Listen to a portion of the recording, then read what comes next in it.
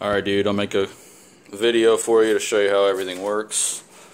Since we're on the outside of the car and before the shipping company comes and picks it up, I want to show you what marks are on the car. That way you don't think it was done during shipping or I forgot to show you something or whatever. So as far as the front goes, there's one little nick right there in the bumper. There's a tiny little scratch, you can see it right here. Tiny little scratch there. And I want to say there's a little one. I don't know if it's on this side. No, it's on the other side. Hold on. Where is it? Right here. Right there in the door. And that's pretty much it. I mean, the rest of the car is like fucking perfect.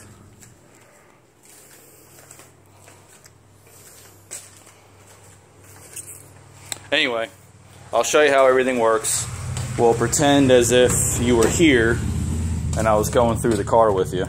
So, first things first, I never really run these door bars. I put them in just because they're yours now and I don't, I'm not going to leave them out. So you just pull this pin and you can slide this open to get in. Or what I do is I just take the thing out and keep it in my garage with the pin. If I ever need to use it, I can.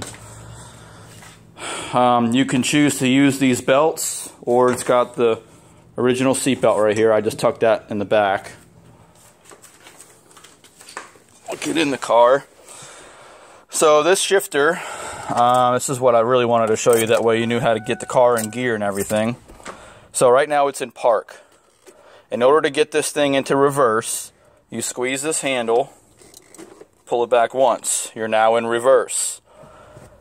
Pull it back without the handle, that's neutral. Okay, now you can roll the car around. Click it back one more time, that's first gear. Alright, pull back again, that's second gear. Now in order to get into third gear, you got to squeeze this, and boom, you're in third gear. Alright, now this car does have a neutral safety switch, so if you shut the car off right now by the key, and went to start the car wouldn't start because it's in gear.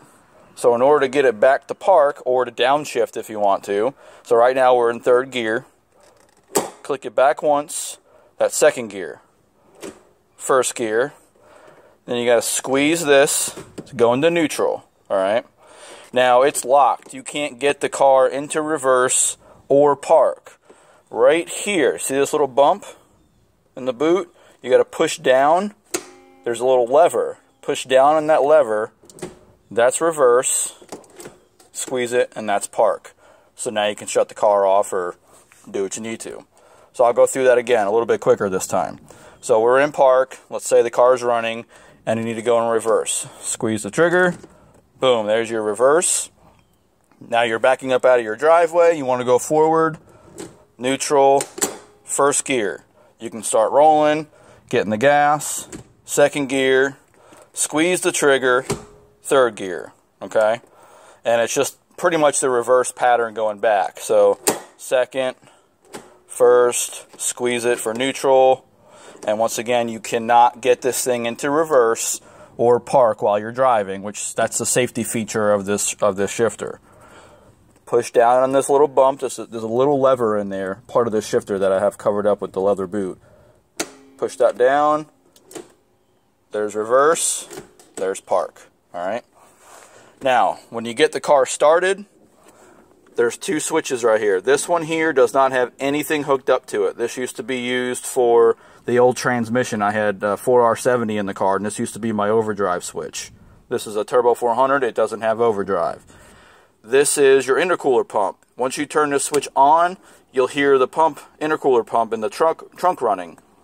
So, it's a good rule of thumb to go ahead and start the car first, then turn on your pump. It doesn't matter what order you do it in. I've just made it a habit of starting the car and then turning the pump on. Because anytime you have this switch on, it is running. It's hooked up to a constant 12-volt source. So as soon as you turn the switch on, the pumps will come on. Just remember, I've done this 100 times. After you're done driving and you shut the car off, turn that switch off, or your pump's going to continue to run and kill your battery. No big deal. I've done it before. Just got to recharge the battery. Alright, next up, this is, I'm sure you've used them before, seen them before. This is your wideband, and this is your oil pressure. When you start the car cold, you'll probably see between 90 and 100 pounds of oil pressure when you give it a little gas when it's cold. That's completely normal.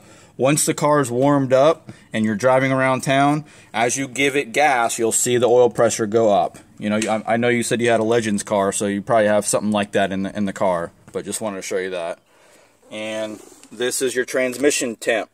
So right now we're just sitting in the garage here in hot Florida. It's 86 degrees, 87 degrees actually. Just sitting here ambient. I've never seen